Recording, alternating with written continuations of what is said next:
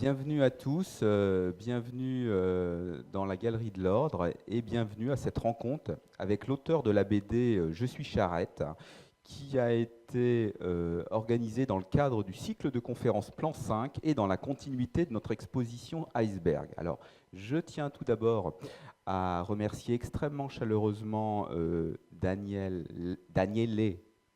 Passerin, qui est donc l'auteur de la BD et qui, je crois, va s'inscrire à l'Ordre des architectes des Pays de la Loire. C'était ça, hein, je crois que c'était possible. Évidemment, je remercie Samuel Chauveau, donc libraire de la librairie Bulle au Mans. Rémi Ledru, donc notre... alors, tu es quoi maintenant? Tu es vice-président, tu es secrétaire adjoint, je crois, au sein du Conseil de l'Ordre et chargé des territoires. Et donc, on te remercie également pour ton intérêt à la fois pour notre profession et la diffusion de l'architecture dans tous les territoires des Pays de la Loire. Et bien sûr, je vais passer la parole à notre vice-présidente à la culture, Catherine Malray, qui va donc vous dire quelques mots en préambule à cet échange avec l'auteur de la bande dessinée. À toi, Catherine. Merci. Alors, je ne suis pas tout à fait vice-présidente à la culture, ni ministre de la culture. Je suis vice-présidente à la diffusion de la culture architecturale.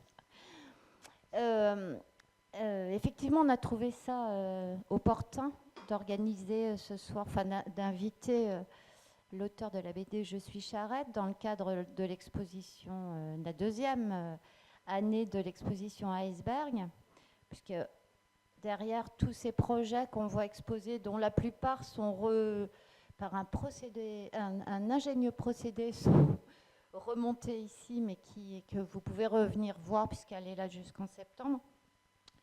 Avant d'avoir ces projets sous les yeux, il y a effectivement beaucoup de temps d'études et souvent des charrettes. Et d'ailleurs, le nom de l'exposition évoque aussi ce temps d'études, hein, puisque l'iceberg, comme vous le savez... Alors, attendez, je voulais vous lire la phrase d'Hemingway, que tout le monde connaît par cœur, mais pas moi. Le déplacement majestueux de l'iceberg est dû au fait qu'un neuvième seulement se laisse voir à la surface de l'eau. Et Hemingway aussi utilisait cette phrase, enfin a dit cette phrase par rapport au travail de l'écrivain, pour le coup, et tout ce temps passé, caché, avant d'avoir une œuvre finie, qui est un peu comparable au temps... Enfin, je pense que peut-être les architectes y mettent plus de temps au temps passé à concevoir les projets. Je m'appelle Samuel Chauveau et je suis libraire spécialisé dans la bande dessinée depuis 41 ans au Mans. C'est une histoire aussi très personnelle avec Rémi. Moi, je suis arrivé en 82 dans la vieille ville. 85, un jeune archi arrive. Il se trouve être mon voisin. Et puis, nous allons faire pratiquement toute notre vie professionnelle l'un à côté de l'autre. Et notamment un futur projet, voici 11 ans, d'une nouvelle librairie. Évidemment, eh bien, c'est Rémi qui s'occupera de ce projet. Il, lui, est féru aussi de bande dessinée. Moi, durant toute ma carrière aussi, à ses côtés, comme voisin, eh bien, il m'a initié un petit peu, si je puis m'exprimer ainsi, à des projets qu'il me présentait. Et puis, nous recevons évidemment bon nombre d'ouvrages de BD, pas loin de 5000 ouvrages par an. On a la chance, nous, d'être un petit peu connus. Et voici quelques semaines, nous recevons un projet au mois de février d'un album qui n'est pas encore imprimé, qui s'appelle Je suis Charrette. Évidemment, je vais voir Rémi aussitôt. Et puis, eh bien, cela aboutira sur la rencontre avec Daniele, quelques animations aussi, évidemment, au Mans. Et puis, pour aboutir chez vous, à Nantes, parce que c'est aussi quelque chose qui est à la fois un album un peu ovni, un peu surprenant, qui mêle donc architecture et bande dessinée, mais je crois qu'il vous en parlera encore beaucoup mieux que moi, car c'est quand même un super album qui est sorti pour ton premier, Daniele. Félicitations. Bonjour, donc effectivement, par le plus grand des hasards, Samuel, un jour, il vient me voir, il me dit, tiens, il y a un album fait par un archi, donc il me montre ça, je dis, c'est génial, et en plus, Charrette, on venait d'inaugurer Iceberg 2, on était complètement dans la même thématique, quoi. Donc du coup, toutes les planètes étaient alignées pour qu'il y ait un truc de commun qui se passe, quoi. Donc il y a eu effectivement une rencontre organisée au Mans. J'ai eu l'occasion de rencontrer Daniele, et donc qui est tout à fait ravi de poursuivre l'aventure et de se déplacer. Donc voilà pourquoi il est là ce soir. Et tout à l'heure, on va lui poser des tonnes de questions. Vous allez voir, il va vous raconter des choses sur son parcours incroyable. Voilà. Donc, je vais d'ailleurs lui laisser la parole maintenant. Juste pour, je voulais juste préciser, ce n'est pas une conférence, c'est-à-dire qu'à tout moment, vous intervenez, vous posez des questions. L'idée, c'est que ce soit un débat complètement informel. Voilà. OK. Donc, je vais laisser la parole à Daniele. On lui demande d'abord, pour commencer, de se présenter son parcours professionnel et pourquoi il en est arrivé à cette première production. Et puis après, on pourra lui poser toutes les questions que vous souhaitez. Daniele. Merci. Bonsoir à tout le monde et merci d'être là. Et, je m'appelle Daniele Pasini, je suis italien, je suis architecte. J'ai étudié à Venise pendant les 5 ans. J'ai fait un Erasmus à Lisbonne, un échange à Montréal. À Lisbonne, j'ai eu la chance d'avoir comme prof Ares Mateus. Et après, j'ai fait un stage chez Pedro Reis, qui c'est un autre architecte de la même école. Mais je suis resté 9 mois, surtout pour faire du surf. Et ça, c'est quelque chose de très important dans mon parcours, parce que chaque expérience qui m'a mené à voyager m'a enrichi à 360 degrés. Et je pense que ce n'est pas forcément le hasard que finalement je suis tombé à faire une BD, même si c'était quelque chose de jamais prévu dans ma vie. Et à Montréal, j'ai étudié design d'événements. Et ça aussi, ce n'était pas quelque chose que j'avais choisi, c'était juste l'échange de l'école de Venise qui proposait de faire, au lieu de physique, faire théâtre et des autres examens comme ça. Donc j'ai dit pourquoi pas. Et c'est à Montréal que j'ai appris le français, plus ou moins. Et je suis tombé amoureux de cette langue et j'ai décidé que je voulais continuer à la parler et à vivre dans un pays qui parlait le français. Et c'est même à cause de ça que j'ai décidé de finir les études et de venir en France. Et du coup, c'est depuis une dizaine d'années que j'habite à Paris. Et où j'ai toujours travaillé comme architecte. J'ai fait 7-8 ans dans des cabinets d'architecture. Et quand je suis arrivé, j'ai commencé dans un petit cabinet qui s'appelle Nicolas Dorval-Bory. Je ne sais pas si quelqu'un les connaît. Et on était 4, maintenant c'est un peu plus grand. Et c'était une expérience intéressante parce que c'était ma première fois en tant qu'architecte dans un cabinet avec un petit chantier et des responsabilités. Et après ça, je me suis dit, je veux tester quand même un gros cabinet et voir la différence. Donc j'ai envoyé à tous les plus grands cabinets en termes de taille et même un peu de renommée à Paris. Et finalement, je suis rentré chez Jean Nouvel. Et j'ai fait 5 ans chez Jean Nouvel. Et cette BD est beaucoup inspirée par les événements que j'ai vécu là-bas. Et surtout par mon stage. J'ai fait un stage de 6 mois après CDI et j'ai enchaîné. Mais c'était quand même très difficile de partir parce que c'était devenu une famille et voilà, un lieu où je n'avais pas forcément des collègues, c'était plutôt des amis. Et c'est ça aussi que je pense que c'est cool du métier d'architecte. On passe beaucoup de temps ensemble et on crée des relations humaines. Mais je suis quand même parti parce que je sentais que j'avais besoin d'évoluer. Je suis allé en Norvège à travailler pour Snohetta. Et en fait, j'ai été embauché pour ouvrir le cabinet de Snohetta à Paris. Donc, je suis retourné à Paris au bout de quelques mois pour ouvrir le cabinet. J'ai travaillé pour la nouvelle OM, qui c'est l'agence qui refait la Tour Montparnasse ou qui devrait refaire la Tour Montparnasse. Plus ou moins au moment du Covid, j'ai arrêté, je suis rentré en Italie et j'ai pris une pause de l'architecture. Et aussi à cause du confinement, je me suis retrouvé avec beaucoup de temps et pas dans la possibilité de travailler comme architecte avec les contacts que j'avais en France. Et du coup, je me suis dit, qu'est-ce que je peux faire de ma vie et je suis quelqu'un d'assez créatif, j'aime bien la partie créative dans l'architecture aussi. Et je me suis inscrit à un master en scénario BD, pas du tout parce que j'avais envie de faire de la BD, mais parce que je me suis dit, ça serait cool d'apprendre à écrire une histoire.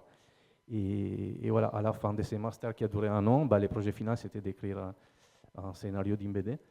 Et j'avais commencé avec une histoire de science-fiction, parce que j'aime bien l'histoire de science-fiction. Et après, je me suis dit, en fait, il faut que tu parles de quelque chose que tu connais, au moins comme premier ouvrage. Et du coup, je me suis dit, en fait, je dois trouver un sujet que je connais intéressant, que je maîtrise. Et en fait, je me suis rendu compte que j'avais une histoire dans mes mains. Et c'est que j'avais vécu un peu comme architecte et que c'était un plaisir à raconter aux amis et aussi souvent des amis archi qui n'avaient pas forcément eu la possibilité de vivre la même expérience et ils étaient ravis d'écouter et du coup j'ai commencé à écrire. Les profs ils étaient aussi enthousiastes parce que c'est un sujet qu'on ne connaît pas forcément et du coup ça m'a motivé à aller jusqu'au bout et voilà. Donc en fait l'histoire je l'ai écrite assez rapidement parce que c'est pas une biographie, c'est pas un documentaire, mais c'est très inspiré par les faits que j'ai vécu ou que des amis ont vécu. Et après, le problème, c'était dessiner, parce que j'ai toujours dessiné avec des logiciels d'architecture comme un architecte, mais je n'avais jamais dessiné à la main. Et par contre, je voulais dessiner avec un dessin assez réalistique, qui correspondait un peu à l'histoire racontée, en mélangeant des dessins d'architecture, évidemment. Et du coup, voilà, ça m'a pris 9 mois, je pense, pour définir les styles. J'ai eu des refus aussi avec les premiers envois. Et au final, j'ai eu la chance de tomber sur une super bonne maison d'édition et qui m'a permis de publier et aussi organiser un tour des 2 mois, des rencontres maintenant avec ces livres. Et voilà, ce soir, on est là aussi grâce à Samuel et Rémi et à l'Ordre des architectes. Et donc, merci beaucoup pour l'invitation. Ce qui est quand même cocasse, c'est qu'en plus, tu parles devant un bâtiment de nouvelles. Salut. Ça n'a pas été mis en scène pour ça, hein, c'est le hasard. Ouais. Oui, je pense que ici, je pense que tout le monde est architecte. Hein. On va reconnaître l'inspiration de cette BD et les chefs de cette agence qui s'appelle Xavier Nolan. Comme j'ai dit, c'est pas un documentaire et c'est pas ça que je voulais faire. C'était plutôt un prétexte pour expliquer comment on travaille dans une agence d'architecture de ce type. Une agence entre 100 et 200 personnes, et surtout, qu'est-ce que c'est un concours d'architecture de ce niveau-là, les stress que tu as, mais aussi l'énergie que tu ressens, la passion qu'ont les gens et qui sont prêts à dévouer leur vie et leur week-end, les nuits, et mettre de côté peut-être la famille pour leur métier et que c'est aussi leur passion. Et voilà, donc je voulais une histoire un peu universelle et je pense que tout le monde a à son échelle là avec eux, soit à l'école, soit aussi dans une boîte d'architecture. Voilà, donc les titres assez explicites dans ce sens, je pense.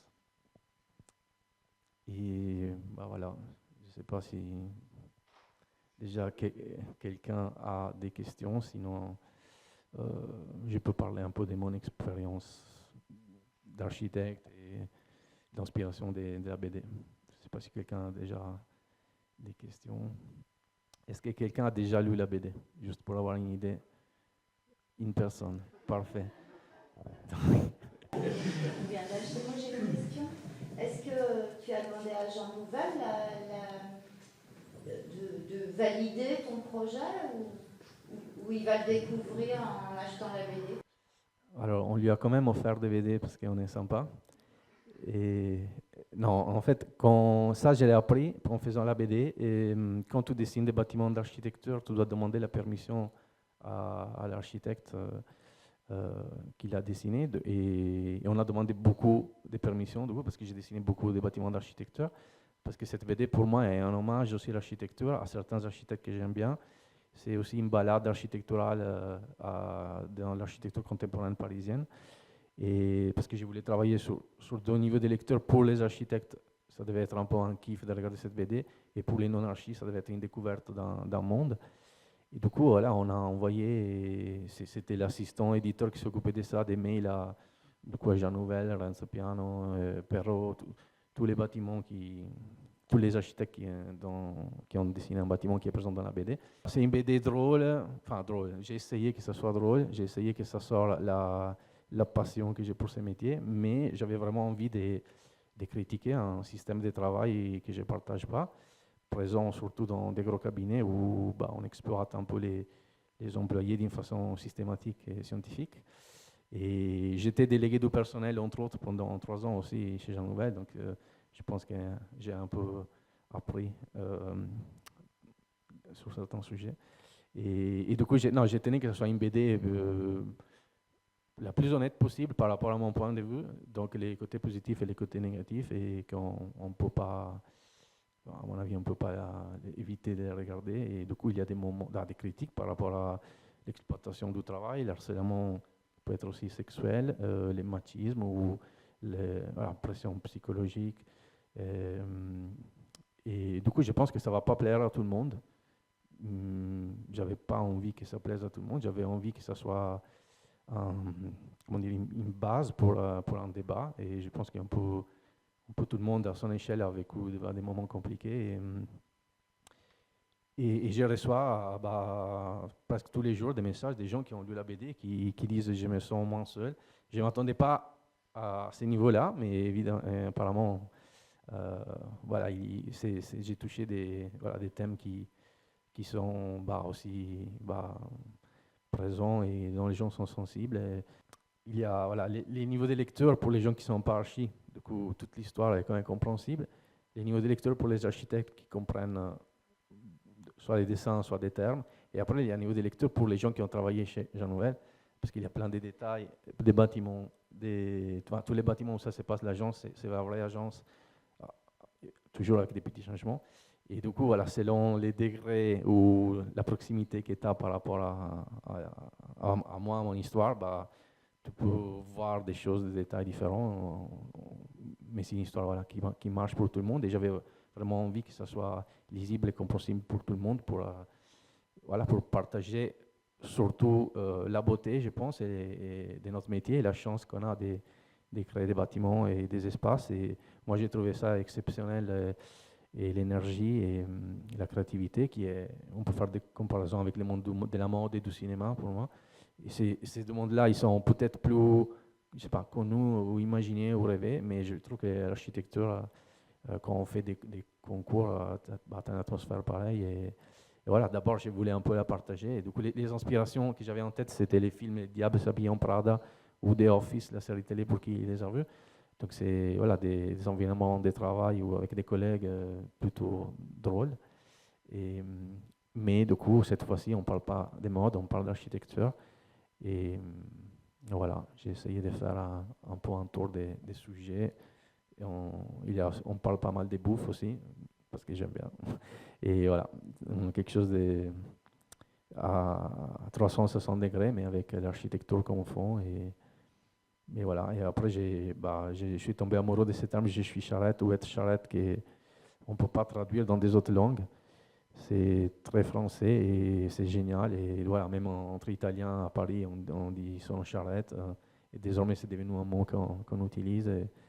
Et j'ai hâte de voir si jamais les BD, ça sera traduit dans des autres langues, comment on va traduire cette expression. C'est génial. Et je ne sais pas si tout le monde connaît l'origine du terme, mais dans la BD, elle est expliquée. Et ça aussi, c'est trop cool. J'avais une question à te poser. Est-ce que tu as déjà présenté cette bande dessinée dans les écoles d'architecture en France? Non. Alors là, j'ai fait 2 mois des tours dans des librairies de BD. C'était plutôt lié à la sortie d'un livre de BD. Aujourd'hui, c'est la première fois où je rentre officiellement dans un endroit lié à l'architecture. Donc, je suis très honoré de parler à des architectes. Et par contre, je pense qu'à partir de la rentrée, j'ai déjà des écoles qui m'ont contacté pour présenter cette BD à des écoles d'architecture. Et je pense que c'est les bons endroits. Parce qu'en parlant des charrettes, que c'est un peu les thèmes de la BD et les concours, et un peu les thèmes aussi de l'expo, je pense qu'on nous habitue à la charrette, à accepter la charrette déjà pendant les études à l'école. Et ça, c'est pas bien à mon avis. Et je pense qu'on peut éviter la charrette, ça c'est mon opinion, avec une organisation du travail et une vision surtout architecturale. Et du coup, je pense que ça pourrait être intéressant pour des étudiants qui sont en pleine charrette des études et aussi ils doivent encore commencer leur carrière professionnelle, de réfléchir sur ces thèmes. Et je ne suis pas totalement contre la charrette parce que c'est aussi un moment créatif, un moment où on concentre les énergies et on sort des idées. Et peut-être ça ne serait pas possible autrement, mais pas des charrettes infinies, pas des charrettes qui durent des mois, pas des charrettes qui amènent à des burn-out, pas des charrettes qui qui sont imposés et surtout qui ne servent à rien parce qu'il y a des charrettes qui sont utiles, des charrettes qui ne servent à rien. Et oui, donc voilà, j'espère de pouvoir parler de ces thèmes à des étudiants. Je pense que c'est un des publics pour lesquels ça serait le plus intéressant de réfléchir à ça. Il y a toujours la culture de la charrette en école d'archi. Et justement, j'avais une question. Vous avez travaillé dans plusieurs grosses agences internationales et vous avez sûrement parlé avec différents collègues. Est-ce que vous avez l'impression qu'il y a un peu une évolution par rapport à ça, cette culture de la charrette, ces grosses agences qui sont connues pour ça, ou c'est quelque chose qui est là pour rester Ce que je dis, c'est un peu générationnel aussi. J'ai l'impression que ma génération, on pense un peu plus à se plaindre de ce genre de choses, mais c'est peut-être juste une impression. Non, je partage ton avis. J'ai l'impression que les jeunes générations ont une conscience différente. Moi, j'étais étonné personnellement d'entendre des refus de faire des charrettes par des jeunes, parce que dans la mentalité qu'on est habitué à avoir, c'est t'es jeune, tu dois dire oui à tout, tu dois te faire un CV, c'est quand même une expérience, donc tu devrais presque avoir envie de faire charrette. Mais j'ai l'impression que voilà, les dernières générations, moi j'ai 37 ans, donc les gens qui viennent de sortir aujourd'hui de l'école, ils sont moins fascinés par la génération des star architects, comme on les appelait, donc tu as moins envie de te plier en deux et crever pour quelqu'un qui n'est pas forcément ton mythe aujourd'hui. Je pense que déjà à l'école aujourd'hui, on a des exemples qui sont un peu différents des exemples qu'on avait, je ne sais pas, il y a 10 ans ou même 20 ans. Et donc oui, d'une part c'est ça, une autre part, je pense que l'échelle du projet influence la charrette, parce que quand tu dois concevoir une ville en Arabie, dans les déserts, et l'équipe est formée de 100 personnes, et je ne dis pas des chiffres au pif, et c'est impossible d'organiser les boulots. C'est une agence entière, mais en fait c'est juste une équipe à l'intérieur d'une agence. Et du coup, en fait, la charrette, ça s'est créé parce qu'il y a un manque d'organisation. La charrette, ça s'est créé parce qu'il y a un client qui ne respecte pas les droits humains. Et du coup, quand tu travailles avec certains pays, pour eux, c'est les lendemains que ça doit être prêt. Et du coup, c'est un peu exigé. Et au final, j'ai dit, en fait, personne ne t'oblige à faire la charrette. Mais quand tu es à l'intérieur d'un système, tu es psychologiquement un peu poussé à la faire. Pourquoi? Parce qu'après, il y a tout un système des précariats, des CDD, des contrats qui, en fait, t'obligent à dire, mais si je veux être renouvelé, il faut que j'accepte la règle, parce que sinon, il y a un autre qui va venir à ma place, et surtout dans des boîtes qui sont renommées, ça te fait un CV. Et donc, je pense qu'on peut, ouais, on peut presque éliminer totalement la charrette, mais dans certaines agences, c'est une méthode de travail, c'est une méthode de recrutement. C'est moins cher, on presse les architectes comme des citrons et après, goodbye, et on embauche des autres qui sont frais. C'est pour ça que je disais que c'était scientifique tout à l'heure aussi. Et là, je parle de certaines agences particulières dont il y a la description par exemple de cette BD. Il ne sait pas comme ça partout dans toutes les agences. Mais du coup, ça dépend aussi qu'est-ce qu'on veut, qu'est-ce qu'on recherche. Heureusement, il y a beaucoup d'agences d'architecture en France et on peut choisir. Et moi, personnellement, j'aime faire de la charrette si voilà, il y a une énergie. Personnellement, je me suis même offert une fois pour faire une charrette parce que j'avais envie de travailler sur un certain projet. À l'occasion, c'était en contact avec Jean Nouvel. Et je venais d'arriver dans l'agence. Je n'avais jamais eu la possibilité de lui parler. J'étais dans cette agence pour ça. Et du coup, je pense que j'étais la seule personne de l'histoire d'agence qui s'est offert pour faire une charrette. Mais pour dire, j'ai critiqué la charrette, mais j'ai quand même eu envie de la faire. Mais c'était des projets vraiment excitants, avec une ambiance excitante. Tout le monde avait envie de créer quelque chose. Et c'est comme quand tu travailles dans un projet personnel, tu ne vas pas compter les heures et tu as juste envie de le faire. Donc c'est OK, mais je l'avais choisi. C'était pas imposé. Et après, il y a des autres agences. Par exemple, j'étais parti chez Snoeta aussi parce qu'il y a une méthode de travail totalement différente. Il n'y a pas de hiérarchie. Donc, tout le monde on travaille à l'horizontale. Et du coup, il n'y a pas de charrette parce qu'il n'y a pas quelqu'un qui arrive à la dernière minute qui te dit il faut tout refaire parce qu'il il s'est mal réveillé ou il a réfléchi à une autre chose. Et par contre, je pense aussi que c'est difficile de travailler à l'horizontale et garder un niveau qualitatif haut, parce que du coup, tu as moins de pression.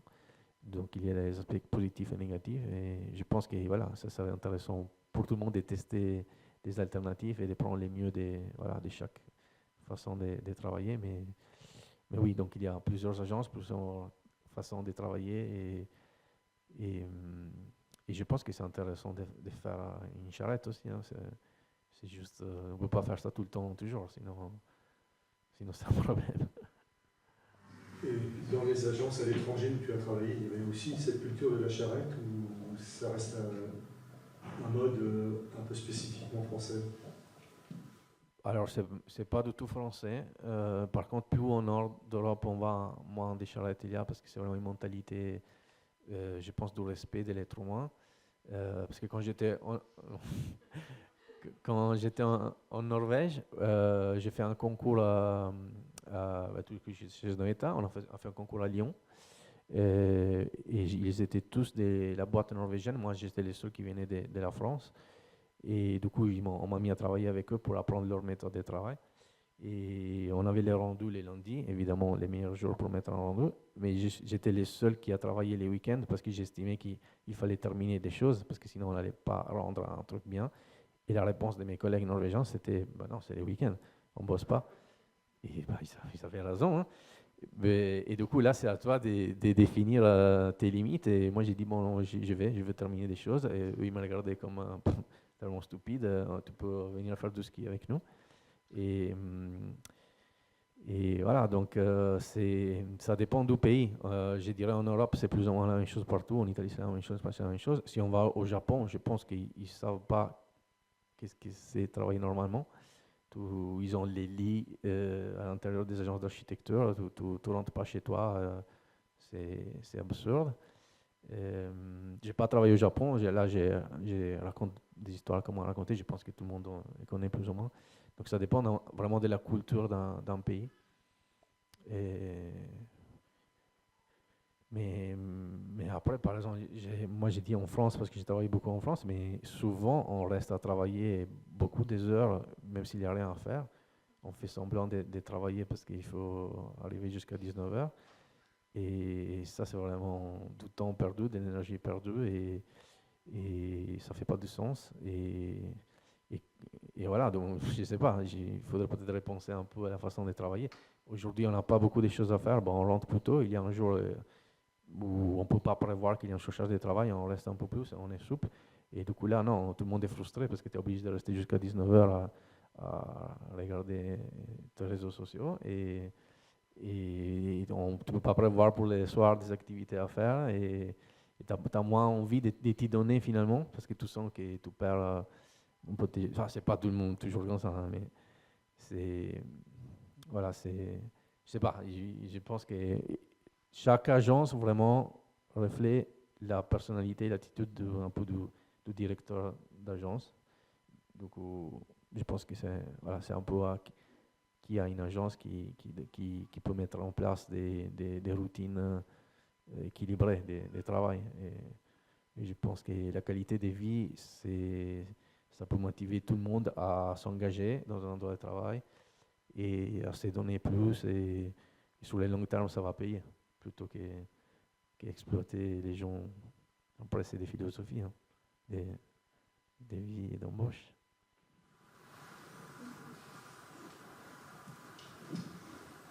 Ouais. Est-ce que tu peux revenir sur le travail graphique que tu as fait et je me souviens un peu sur des choix de ta palette de couleurs, voilà. Ouais. Le côté cinématographique aussi. Ok. Bah alors, quand j'ai dû choisir les styles pour cette BD, parce que alors déjà j'ai pas un passé comme dessinateur. J'avais juste publié avant un album jeunesse. Quand j'étais dans une agence, on va pas dire les noms, mais je m'ennuyais beaucoup. Et du coup, je me suis mis à dessiner cet album jeunesse voilà, pour m'exprimer un peu au niveau créatif.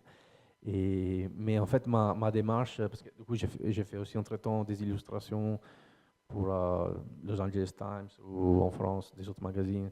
Et à chaque fois, j'essaie de changer les styles du dessin par rapport au contexte, donc au projet, du coup plutôt une méthode architecturale. Et du coup, pour cette BD, je voulais un style qui était cohérent avec les contenus. Du coup, c'est une BD sur l'architecture écrite par un architecte. Donc ma question, c'était comment dessiner cette BD et comment un architecte dessinerait une BD. Et je voulais quand même une BD qui parle un peu à tout le monde. Parce que du coup, ma première idée, c'était d'utiliser que des plans coupe élévation pour dessiner toute la BD. Mais je pensais que c'était trop radical et ça allait vraiment couper un peu les publics pour cette BD. Seulement les architectes l'auraient acheté. Et en fait, mon but, c'était que cette histoire pouvait arriver aussi à des gens qui ne sont pas archis. Et pour l'instant, la plupart des gens qui sont venus à mes rencontres ne sont pas archis. C'est des gens qui veulent découvrir ces mondes, qui ne connaissent pas. Du coup, je suis très content. Et voilà. Donc, en fait, toute la direction artistique était basée sur ça, comment un architecte dessine une BD. Donc, pour les choix des couleurs, je suis parti, voilà, comment on dessine l'architecture. Donc, les noirs et les blancs, voilà, c'est la base. On dessine des plans, des coupes-élévations comme ça. Après, je suis passé au rouge. J'ai rajouté les rouges parce que c'est les premières couleurs, je pense, qu'on utilise. Soit quand on fait des schémas, des diagrammes, on utilise les rouges. Ou même quand il y a des démolitions, c'est les rouges qu'on utilise. Ça, c'est le premier niveau, premier degré de lecture. Deuxième niveau, c'est la couleur déjà nouvelle, le rouge. Donc, c'était aussi un peu un hommage pour qui peut comprendre cette référence. Et du coup, après, je suis passé au bleu, que c'est la couleur complémentaire. Et j'étais parti, en fait, parce que j'ai vraiment dessiné plein de fois des planches pour arriver à ces styles. Donc, j'ai fait différentes versions. Une des premières, c'était avec du coup les rouges, les bleus et les jaunes, un peu les couleurs primaires, on peut dire les couleurs de Le Corbusier. Et après, je me suis rendu compte, toujours avec l'idée un peu de faire less is more, que les jaunes, c'était la couleur pour les flashbacks. Je pouvais l'éliminer et je pouvais, en utilisant les bleus et les rouges, trouver un autre code pour exprimer les flashbacks. Et du coup, aujourd'hui, dans la BD, il y a les flashbacks qui sont totalement en teinte de bleu et les moments où les personnages imaginent des choses, donc des faits qui ne se passent pas dans la réalité, qui sont totalement en rouge.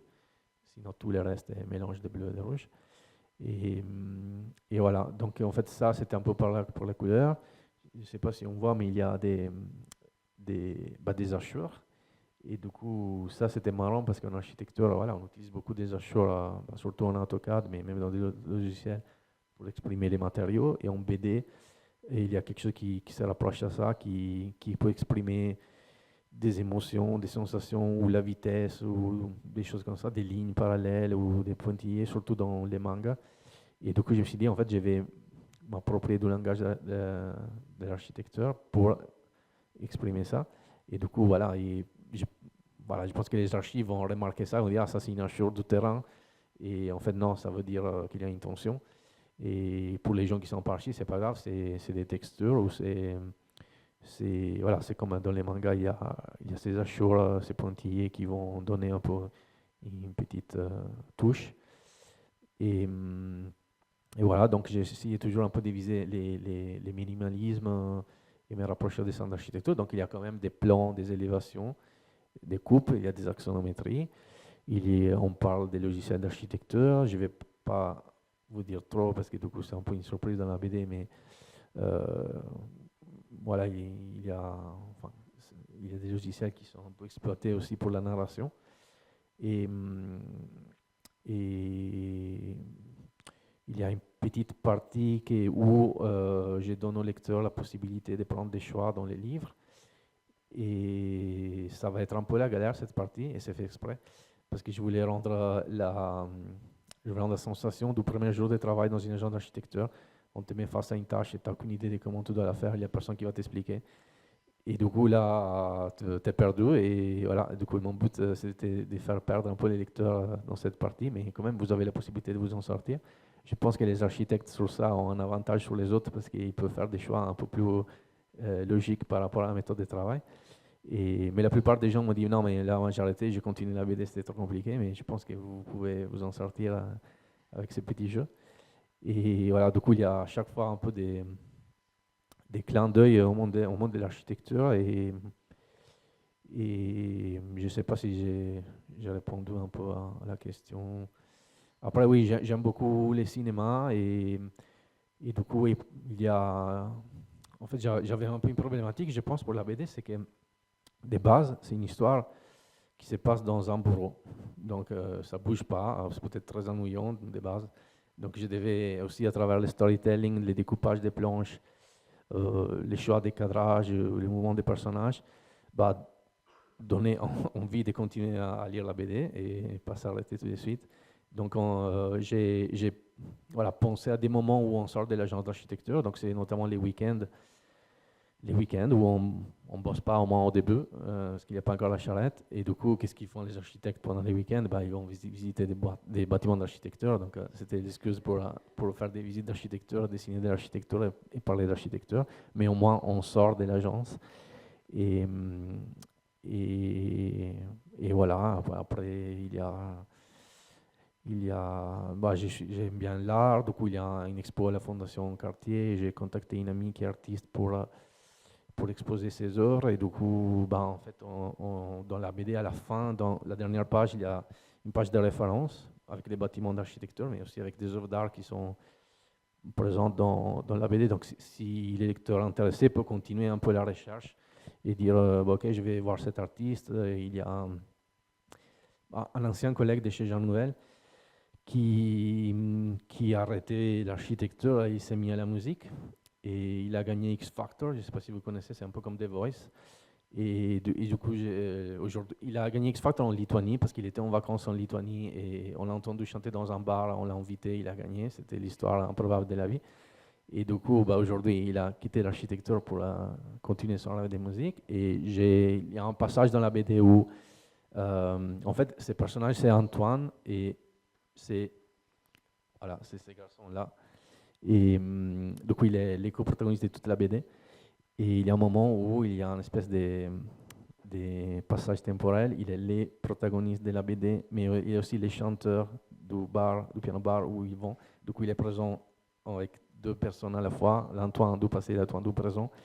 Et par exemple, avec lui, on est super potes aussi. Et je pense qu'on s'entend bien parce que on était tous les deux chez Jean Nouvel, mais après, on a pris des schémas artistiques et par exemple, j'ai fait un clip animé aussi pour une de ses chansons.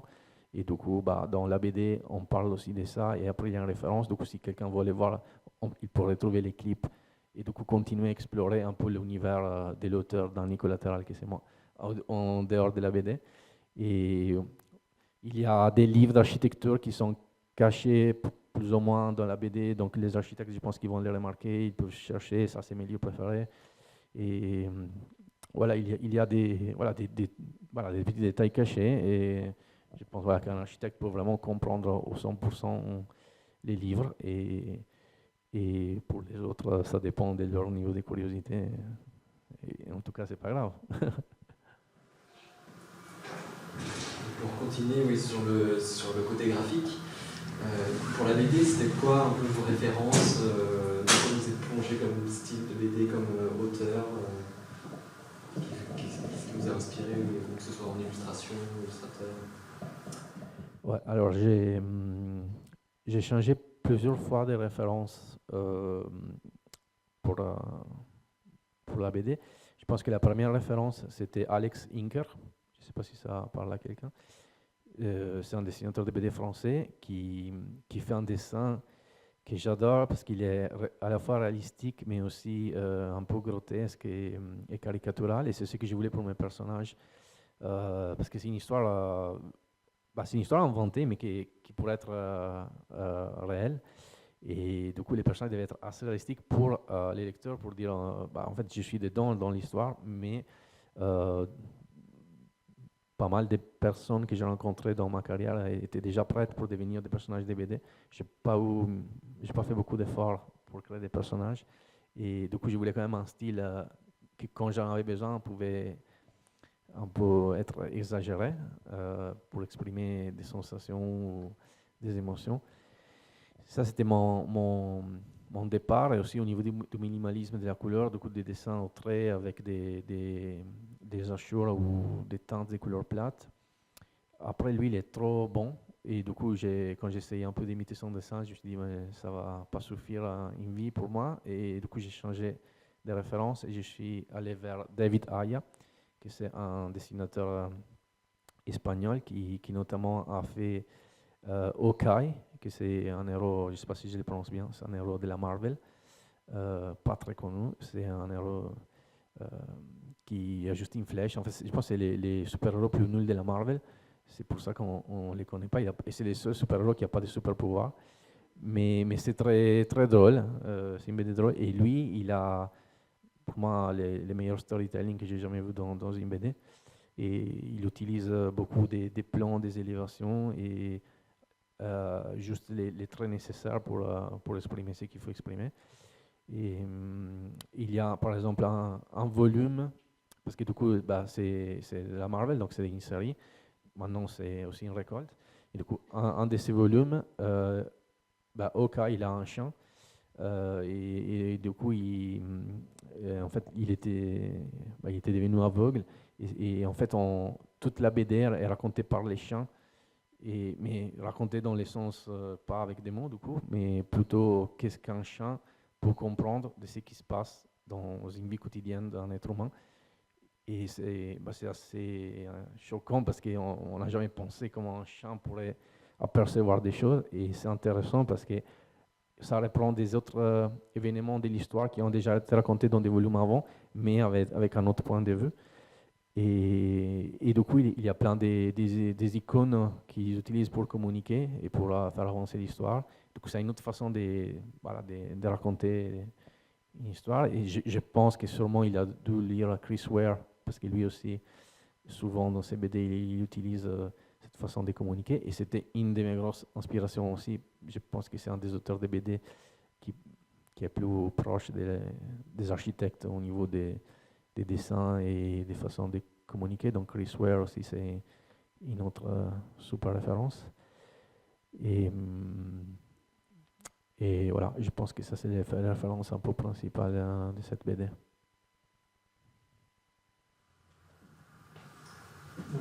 Dans la palette graphique, moi, ça me fait penser à une BD, je ne me souviens plus non plus de l'auteur, mais où l'histoire se passe dans les terres de Zumthor, et on se retrouve dans la même... Ouais, Luca Serrari. Ouais, oui, voilà. Lui, je ne sais pas s'il est architecte, en tout cas son père il est architecte. Et oui, en fait, j'ai des souvenirs que quand j'étais plus jeune, je devais offrir une BD d'architecture, j'offrais sa BD parce que elle est super belle et c'est une des rares BD vraiment où on sent l'architecture avec une vision d'un architecte. Et après, j'étais embêté parce que je ne savais plus quoi offrir à un architecte parce qu'il n'y en a pas beaucoup. Et c'est pour ça que je me suis dit, il faut que je fasse une BD, comme ça les gens savent qu'est-ce qu'ils veulent offrir comme cadeau, et moi aussi. Et oui, c'est vrai qu'en effet, surtout dans cette BD-là, sa palette des couleurs, c'est bleu et rouge. Après, son dessin, je pense, surtout son niveau de détail est très différent parce qu'il est moins détaillé. Moi, je voulais que l'architecture, ça soit un de mes personnages. Et du coup, en fait, dans chaque case, j'essaie de mettre des détails, qu'on s'arrête dans les dessins. J'aime pas quand j'ai une BD et en une demi-heure, j'ai fini et je ne m'arrête pas à regarder les dessins. Et du coup, j'essayais de soigner un peu surtout au niveau des détails, comme on ferait dans un dessin d'architecture. Pas juste pour les plaisirs de les faire, mais pour communiquer quelque chose. Et voilà, donc les personnages aussi, j'ai essayé que ça soit en équilibre avec ces dessins. Donc par exemple, par rapport à la BD de Luca Serrari, ils sont un peu plus détaillés. Et oui, après, moi, j'ai essayé d'avoir une grille, on va dire à l'américaine, 3x3, assez régulière, pour différentes raisons. La première, pour donner un peu un ordre à l'histoire. La deuxième, c'est parce que je me suis dit, c'est aussi ma première BD, je ne vais pas faire un truc délirant, il faut que je maîtrise. Et de casser cette structure rigide quand il le fallait, parce qu'il y avait des moments particuliers où soit des tensions, soit où j'ai donné la place aux cases, aux images, à l'architecture. Et pour faire les comparaisons avec la BD de Luca Rari, lui, il a une limite rectangulaire à chaque fois et c'est beaucoup plus décomposé. Du coup, l'organisation des planches avec toutes les cases qui se touchent et c'est vraiment une autre façon de penser. Et je pense que même pour ça, c'est encore plus minimaliste son dessin. Mais bon, c'est une super BD. Et c'est vrai que j'ai en tête 4-5 BD vraiment où on parle d'architecture, mais pas plus. Donc j'espère qu'il va continuer à en faire. Est-ce que du coup, cette première BD, vous dites que c'est votre première, donc ça veut dire que vous avez quand même en tête d'en faire d'autres, avec du coup sur, parce que les prochains sujets, mais est-ce que vous avez d'autres envies ou d'autres choses que vous avez envie d'exprimer sur l'architecture pour de prochaines, ou un prochain tome, peut-être une suite, ou je ne sais pas. Et oui, alors les derniers problèmes que j'ai, c'est les idées. Aujourd'hui, le problème, c'est le temps. Parce que du coup, c'est un boulot de 2 ans, même si vous allez les lire en 3 heures. Et du coup, c'est un gros boulot. C'est comme un chantier, finalement. Hein. C'est juste que c'est un livre et pas un bâtiment. Alors, j'aimerais bien continuer cette histoire pour plein de raisons. Je pense qu'il y a plein de choses à dire. Et là, j'ai vraiment mis beaucoup de moi et de mon expérience. Et j'ai déjà pensé à une suite ou même à plusieurs suites. Par exemple, là, c'est un stage. On pourrait faire un CDD, CDI, par exemple.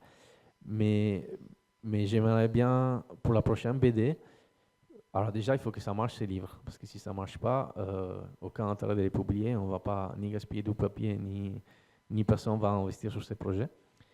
Et surtout si ça n'intéresse pas, c'est pas la peine de le faire. Mais si ça marche, si ça plaît, j'aimerais bien, pour un deuxième volume, si jamais on va le faire, faire une petite enquête que j'ai déjà commencé à faire et de dire aux gens, est-ce que vous avez envie de me raconter vos histoires? Et aujourd'hui, moi, j'ai les droits à la parole et du coup, est-ce qu'on va balancer des thèmes ou des sujets même plus délicats de ce que j'ai fait aujourd'hui, parce que j'avais vraiment envie de faire un portrait à 360 degrés d'une agence d'architecture pendant un concours. Mais en fait, j'ai été étonné, les retours que j'ai des gens sont surtout liés au thème de l'exploitation au travail, de la pression psychologique. Et, voilà, les gens qui disent je me sens moins seul après avoir lu la BD.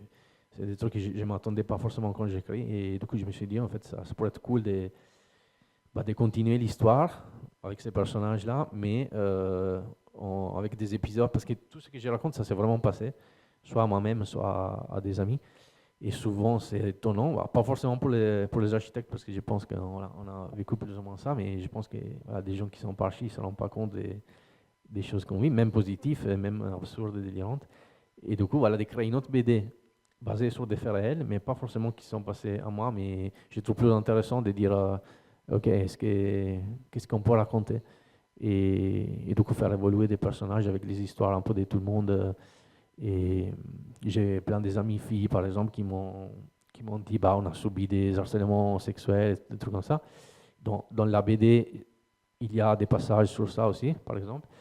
Et c'est un thème auquel je tiens, parce que du coup, quand j'étais chez Jean Nouvel, notamment, j'étais délégué du personnel et c'était à moi un peu que les gens venaient parler. J'essayais un peu de défendre leur position, qui n'était pas toujours évident à faire. Et voilà, donc en fait, on peut partir sur plein de directions. On pourrait faire une BD beaucoup plus architecturale, presque nerd, sur vraiment parler d'architecture. Là, j'essaie d'éviter, justement, pour dire, je veux une BD qui parle à tout le monde. Mais voilà, on pourrait faire une BD beaucoup plus pointue au niveau architectural. On pourrait faire une BD qui parle plutôt des thèmes sociaux. Et donc oui, c'est une possibilité. Mais aujourd'hui, ce n'est pas prévu pour cette raison que, en fait, personnellement, j'ai envie de voir si ça plaît, si ça intéresse. Et si ça fait du sens, pourquoi pas. Mais du coup, ça va se répartir pour un boulot de minimum 1 an. Donc il faut que ça soit vraiment désiré, même par l'éditeur. Et sinon, oui, en fait, je suis en train de travailler sur 2 autres BD en ce moment, et parce que j'ai trop aimé faire ça, et mon éditeur aussi était content. Donc, c'est une BD dont j'ai eu envie, en fait, sur laquelle j'ai envie de travailler. Et du coup, c'est une histoire de science-fiction. Je suis arrivé à la faire et qui va sortir un an après Chicharette. Donc, on a déjà la date, c'est le 2 avril 2025, du coup.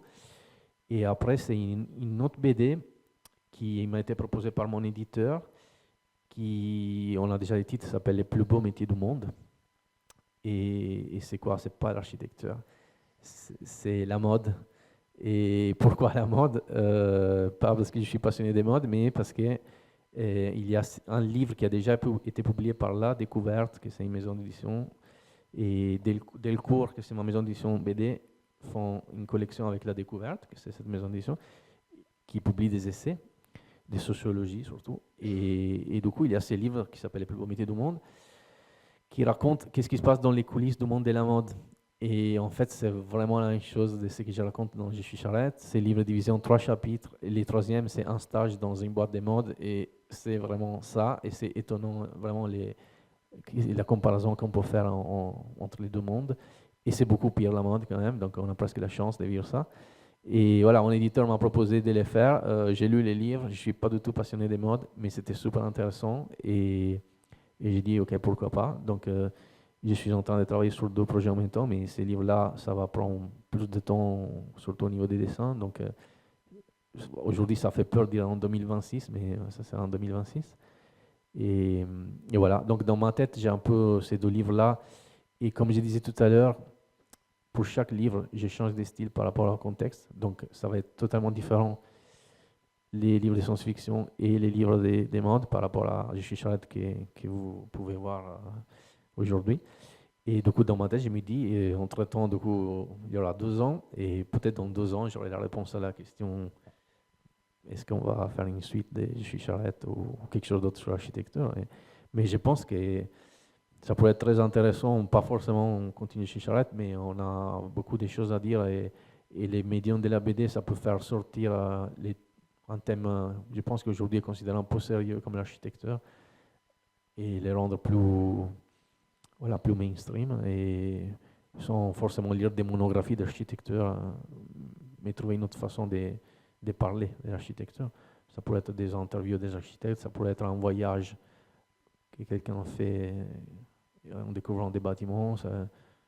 Voilà, je pense qu'on est des personnes très curieuses, et du coup, je sais pas, j'ai l'impression que quand les amis voyagent avec nous, ils sont souvent intéressés parce qu'on a une vision un peu du monde, des villes et de la découverte. Donc, faire une BD sur ça aussi, ça pourrait être cool. Et voilà, si vous avez des idées. Est-ce que tu as eu des charrettes pour finir ta BD? Ouais, belle question, malheureusement oui. Et par contre, j'avais tout organisé pour éviter la charrette. J'étais 1 mois à l'avance sur mon rétro-planning pour rendre la BD, parce que j'ai dit, on ne sait jamais, il y a l'ordinateur qui va exploser, je ne veux pas risquer ça. Et je devais rendre le 5 février, écrit sur les contrats, et le 5 janvier, mon éditrice m'appelle et me dit, mais du coup, c'est la semaine prochaine, non, que tu vas rendre? Je dis, non, c'était le 5 février, depuis 1 an et demi, c'était ça. Elle dit, non, attends, il y a un problème. Je ne sais pas qu'est-ce qui s'est passé, mais voilà, ils se sont trompés à l'intérieur de la maison d'édition, ils avaient avancé la deadline.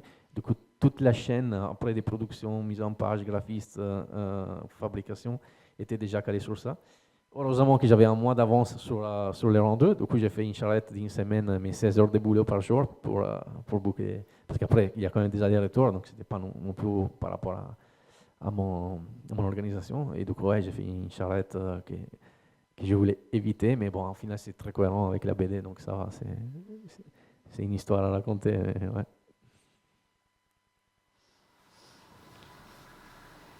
Et du coup, là, tu ne travailles pas en agence, là, tu fais que de la BD. Enfin, tu parles de 2 projets, donc c'est à plein temps. C'est à plein temps. En fait, j'ai pas pour répondre à cette question, il faut que j'explique un truc. Mais en fait, à la base, je suis rentré en Italie en 2020 pour le Covid parce que ma mère est tombée malade. Ça, c'était un peu des trucs qui m'a fait changer de profession. Et sinon, j'aurais jamais pensé ni de faire de la BD, ni d'écrire.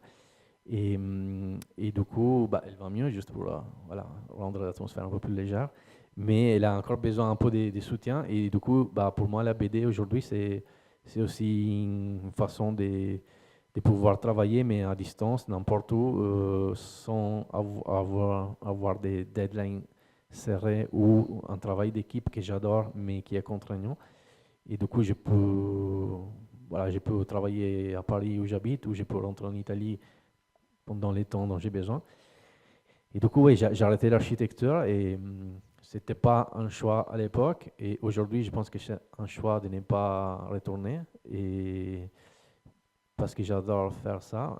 Par contre, il y a des choses qui me manquent de l'architecture. Ben, c'est l'architecture en soi, un peu les designs, mais surtout les travaux d'équipe, les collègues, l'ambiance qu'il y a dans des cabinets. Et faire de la BD, c'est un travail très solitaire et que des gens kiffent. Moi, non. Moi, j'aime bien voir les amis et les collègues et sortir. Et voilà. Du coup, j'aimerais bien avoir un peu un mélange des deux. Donc, j'avais pensé même à faire part-time, quelque chose comme ça. Mais en architecture, c'est quand même un peu compliqué. Mais après, c'est toujours cette histoire qu'il faut que je rentre de temps en temps en Italie. Et du coup, bah, la BD, ça me permet de faire ça. Et voilà, c'est pour ça. Mais honnêtement, je ne sais pas si j'avais pas ces problèmes, si je retournerais dans un cabinet d'architecture. Et en tout cas, je ne voudrais plus revivre certaines situations où en fait, tu n'es pas libre de t'exprimer, où il y a dans plein de cabinets. Donc voilà, c'est retourner dans l'archi, oui, mais à certaines conditions de travail. Et je ne sais pas, peut-être à Nantes, c'est plus tranquille, plus calme, mais à Paris, il y a une compétition. Vous avez, je sais pas, peut-être quelqu'un a travaillé à Paris aussi, mais à Paris, il y a beaucoup de compétitions, de rythmes. Et je sais pas, ça retourne pas toujours en arrière l'énergie que tu mets. Et je pense que c'est aussi une question des phases de vie. J'ai déjà fait une phase où je me suis donné au 100% et je ne regrette pas du tout. Mais aujourd'hui, je ne sais pas, j'ai envie d'investir sur des autres choses. Et du coup, l'architecture, oui, mais à certaines conditions. Et du coup, ouais, aujourd'hui, en fait, j'ai arrêté. Et pour faire de la BD, bah, ça prend beaucoup de temps. Et si tu le fais à côté, ça va te prendre énormément de temps. Donc, tu vas faire un livre chaque 5 ans. Et il y a des gens qui font ça. Moi, en ce moment, je n'ai pas envie de penser que je vais travailler du coup, après les journées de travail et les week-ends sur un livre qui va sortir dans 5 ans. Non. Et je préfère aller jouer au foot, voir des amis dans les temps libres plutôt que faire ça. Donc là, je vais essayer de le faire à temps plein pendant 2 ans. C'est un investissement parce qu'économiquement parlant, c'est pas évident. Et voilà, je vais me dire, on va voir si ça marche et après on verra. Sinon, il y a une possibilité de retourner dans un cabinet d'architecture. Donc, il ne faut pas que je sois blacklisté de toutes les agences d'architecture non plus. Il faut être prudent. Je sais que c'est enregistré cette conversation, donc cette rencontre.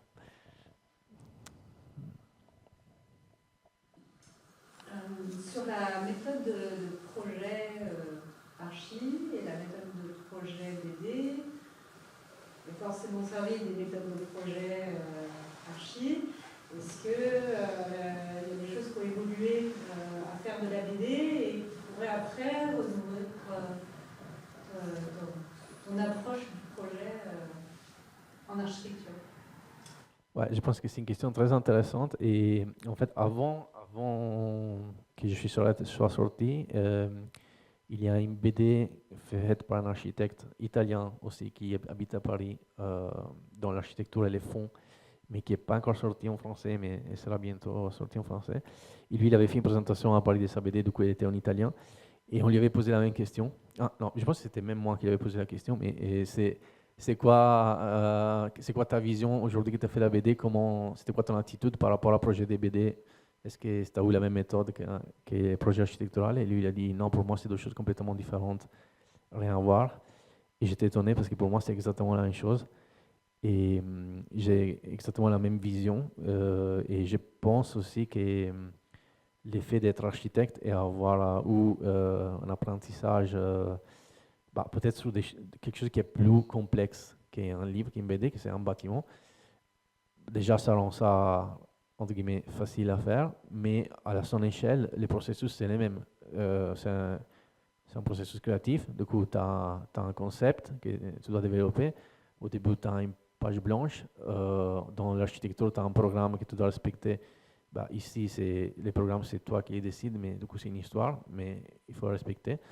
Tu as des contraintes économiques dans un projet d'architecture pour un client. Bah, pour un BD, c'est la même chose. Tu as un budget qui c'est l'éditeur dans les cas que tu sois publié par la maison d'édition qui les met. Et ça, on a pas mal réfléchi avec mon éditrice sur voilà, les moyens qu'ils avaient. Du coup, les choix du papier, les formats, la couverture. Là, par exemple, il y a une vernis sélectif dans la couverture qui rend brillant. Ça, par exemple, ça fait augmenter les prix de la BD. Et moi, j'ai bataillé pour avoir une qualité d'un livre, que ce soit un peu un livre-objet, parce que je me suis dit, mon public, c'est un public d'architectes de base qui aime bien des livres qui soient des beaux objets, même à exposer. Mais voilà, même ça, c'est des négociations, comme tu peux négocier avec un client. Et après, il y a du coup la phase du dessin. Bah, moi, notamment, j'ai redessiné 3 fois les planches définitives que tu dois soumettre en éditeur. Dans mon cas, c'était une vingtaine de planches. Normalement, c'est entre 5 et 10. Et, parce que les dessins étaient pas assez bien. Et c'est comme un projet d'architecture, tu les soumets à un client, au début il va dire non, j'aime pas, du coup tu redessines, tu refais. Et voilà, j'ai changé les couleurs comme je disais tout à l'heure, et c'est comme voilà, en architecture, je sais pas, tu penses à une façade et après tu penses à une autre. Et la méthode, par exemple, moi chez Jean Nouvel, du coup, comme je disais, j'ai fait un parcours assez horizontal. Et j'ai fait aussi 2 ans dans l'équipe Image Rendering Concours, donc j'ai travaillé beaucoup avec les images de 3D. Et du coup, ma façon de penser, de voir les images et de composer les images est aussi influencée par mon parcours d'architecte. Et voilà, et du coup, en fait, la composition des cases est faite comme si j'ai travaillé sur Photoshop. Du coup, je prends un plan de référence, je compose des personnages avec les personnages, avec les fonds. Je vois si ça marche, et c'est pour ça que j'avais presque refusé de faire un storyboard avec mon éditrice, parce que j'ai dit mais c'est pas ma méthode de travail, et après elle m'a dit non mais moi j'ai besoin de voir des petits bonhommes. Et c'est une méthode un peu particulière, très influencée par le fait que je suis architecte et que j'ai travaillé avec des images de synthèse, et je pense que ça va pas du tout marcher pour un dessinateur de BD traditionnel. Et oui, donc pour moi, c'est un vrai parallélisme, c'est un projet, comme un projet d'architecture, mais c'est un livre. Tu as des contraintes qui tapent pas dans un projet d'architecture. Par exemple, là, tu as des pages, donc il faut que tout se rende dans des pages. Avec les projets d'architecture, on pourrait dire qu'on a la parcelle, mais peut-être, bon, c'est pas le meilleur exemple. Mais non, pour moi, c'est exactement la même chose. L'échelle est différente, la complexité est différente. Là, ça m'a pris 2 ans, j'étais tout seul. Pour un projet d'architecture, un projet de 2 ans, peut-être tu as une équipe de 4-5 personnes. Donc voilà, la complexité est un peu plus grande. Et je pense que mon éditrice a remarqué que j'étais architecte parce qu'ils étaient étonnés déjà du dossier que j'ai envoyé, qui pour moi est un dossier tout à fait normal, mais c'est juste fait avec une mise en page en InDesign très propre et bien écrit, mais ils ne sont pas habitués à recevoir des dossiers comme ça. Et même toute la méthode de travail que j'ai eue après, je suis habitué, comme tous les architectes, on fait des réunions, on fait des comptes rendus. Du coup, j'ai une trace écrite de tous les rendez-vous qu'on a fait avec ce qu'on s'était dit. Et je pense qu'ils ont flippé un peu, mais c'était pour le bien de tout le monde.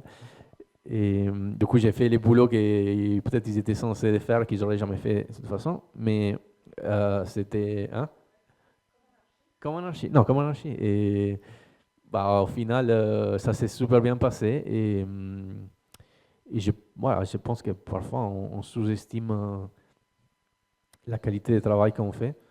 Et quand on sort un peu de notre environnement, bah, on se rend compte que bah, on est peut-être un peu plus pro de ce qu'on pense, parce qu'en fait, on se débrouille sur pas mal de choses, mais au final, bah, je ne sais pas, on est habitué à faire vraiment plein de choses bien, parce que les métiers d'architecte obligent à les faire.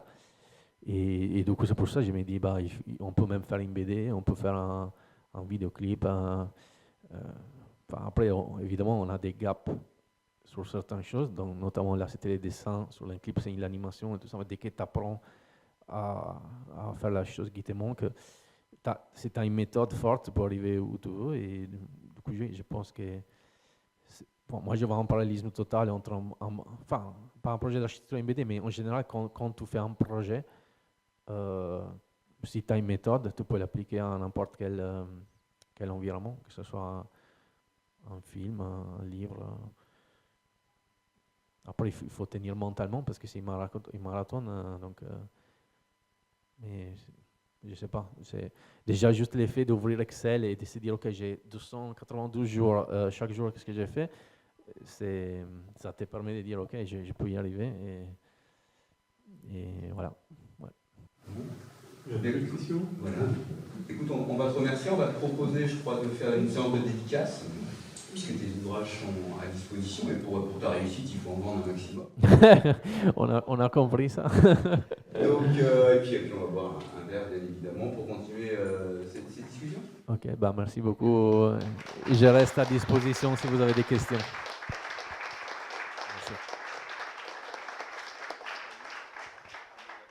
Merci Daniele, et puis on espère te revoir pour le prochain album l'année prochaine. Hein.